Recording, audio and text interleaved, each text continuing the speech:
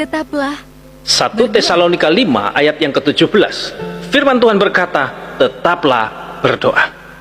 Sahabat-sahabatku, tidak ada satupun dari kita yang tahu apakah Tuhan akan datang kembali hari ini, atau besok, atau lusa, atau minggu depan, atau tahun depan, dan seterusnya.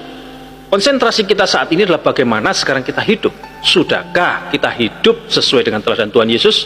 Nah, di sini Rasul Paulus mau mengajarkan kepada kita cara hidup yang teratur dan konstruktif, yang berguna, yang membangun. Sama seperti ketika Rasul Paulus mengajar orang-orang Kristen di Tesalonika, yang mana mereka menghormati pemimpin mereka, karena bagaimanapun pemimpin mereka itu mewakili teladan dan disiplin daripada Tuhan kita, yaitu Yesus Kristus. Lalu bagaimana dengan kehidupan doa kita? Seringkali kita itu hanya berdoa saat bangun tidur, mau makan, dan mau tidur saja. Tetapi masalahnya, cukupkah itu demikian? Sedangkan berdoa secara pribadi kepada Tuhan itu jarang, atau bahkan hampir bisa dikatakan tidak pernah kita lakukan secara khusus, secara rutin dan teratur. Sahabat-sahabatku, kita harus teratur dan konsisten di dalam memelihara waktu-waktu doa kita. Kita harus menjalankan kewajiban berdoa di mana saja, kapan saja. Di dalam kamar, di dalam keluarga, di dalam pertemuan-pertemuan, persekutuan, kegiatan-kegiatan rohani, apa saja. Kita tidak boleh membiarkan kewajiban ini diinterupsi atau dihentikan oleh alasan sepele apapun. Kita harus bertindak sedemikian rupa sehingga dapat dikatakan bahwa kita berdoa secara teratur, kapan saja dan di mana saja. Tentunya ini bukan berarti atau dapat dipahami bahwa kita harus meninggalkan segala tugas-tugas rutin kita ya, dan lalu menyerahkan diri dan waktu kita sepenuhnya pada doa. Bukan seperti itu. Welford berkata, doa yang terus-menerus bukanlah doa yang berlangsung tanpa gangguan, tetapi doa yang terus berlanjut bila memungkinkan. Itu kata Welford. Jadi bukan berarti kita harus selalu menggumamkan doa di mana saja, kapan saja. Di kamar kita qomat kamit, di jalan kita qomat kamit. Pokoknya setiap saat, setiap waktu mulut kita tidak berhenti untuk berqomat kamit berdoa. Tidak, bukan seperti itu maksudnya. Lalu maksudnya apa? Maksudnya adalah kita berdoa pada waktu-waktu tertentu, namun itu dilakukan secara teratur atau rutin. Itu ya, sehingga kita dapat menikmati persekutuan yang terus-menerus dengan Tuhan melalui doa tersebut. Jadi jangan salah dalam memahami atau menafsirkan ayat ini, karena ayat ini tidak berarti bahwa seseorang itu harus berdoa setiap waktu, setiap menit, setiap detik. Dan ayat ini juga tidak berarti mengharuskan bahwa seseorang itu untuk selalu dalam sikap doa. Nah, maksudnya seperti ini ya, terus begini setiap waktu, bukan. Maksud daripada ayat ini tidaklah demikian. Rasul Paulus tidak mengharapkan orang percaya untuk menghabiskan seluruh waktu mereka untuk berlutut dan dengan mata tertutup ketika dia berkata bahwa mereka harus berdoa tanpa henti. Saya kutip kata-kata Matthew Henry.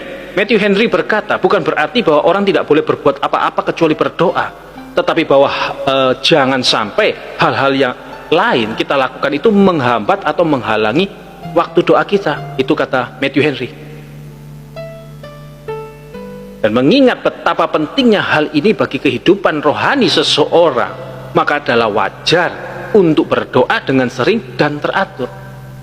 Terlebih jika kita ini menyadari bahwa kita memiliki ketergantungan pada Tuhan. Yesus pun mengatakan kepada murid-muridnya bahwa mereka harus selalu berdoa dan tidak putus asa.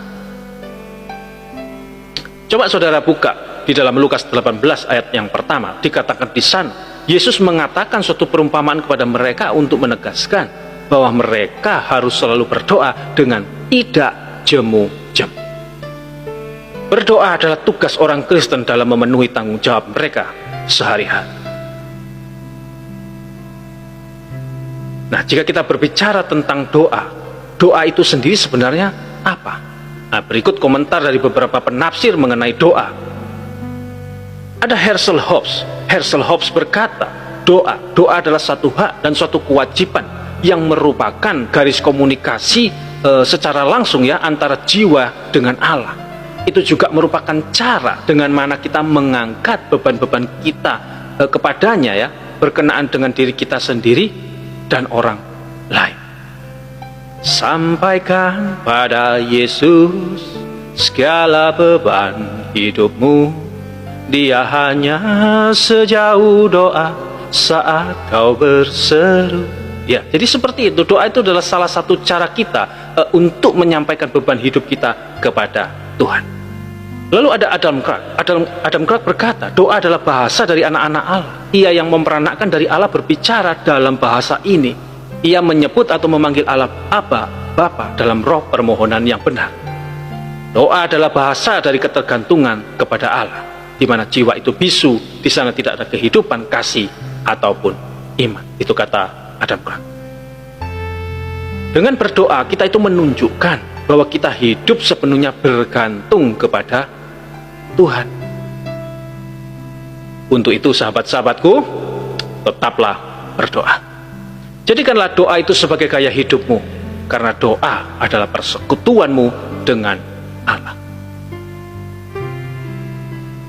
Rasul Paulus pun merasakan kebutuhan untuk berdoa dan percaya bahwa hal itu mempengaruhi pelayanannya. Saudara baca di dalam 1 Tesalonika 5 ayat ke-25, lalu di dalam Efesus 6, 18, 19, dan di 2 Tesalonika 3 ayat yang pertama. Begitu juga dengan kehidupan kita saat ini, saudara.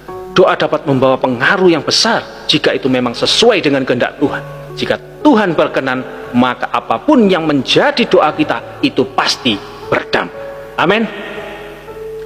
Seorang profesor teologi biblika bernama James Everett Frame berkata, jalan menuju sukacita yang terus-menerus di tengah-tengah penganiayaan adalah doa yang terus-menerus, baik itu tidak diungkapkan atau diungkapkan.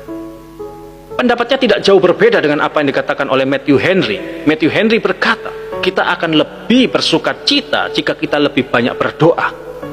Kita harus tetap berdoa dalam waktu-waktu yang ditentukan dan harus terus-menerus berdoa. Kita harus selalu berdoa tanpa jemu. Itu kata Matthew Henry. Pray without ceasing. Amen. Haleluya. Amin. Tetap semangat, tetap percaya kepada Tuhan Yesus apapun yang terjadi. Tuhan Yesus memberkati. Shalom.